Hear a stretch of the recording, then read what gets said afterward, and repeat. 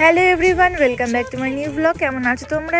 ভীষণ ভালো আছো, আমিও ভীষণ ভালো আছি। চলে এলাম ফাইনালি তোমাদের সাথে নতুন একটা ভিডিও শেয়ার করব। তো তোমরা থাম্বনেল এন্ড টাইটেল থেকে বুঝতে পেরেই গেছো, তোমাদের সাথে শেয়ার করব আজকের 27শে নভেম্বরের ব্রাইডাল লুকগুলো। তো কথা বলতে বলতে আমার আজকের ফার্স্ট ওয়ার্ক মানে হালদি মেকআপটা কমপ্লিট।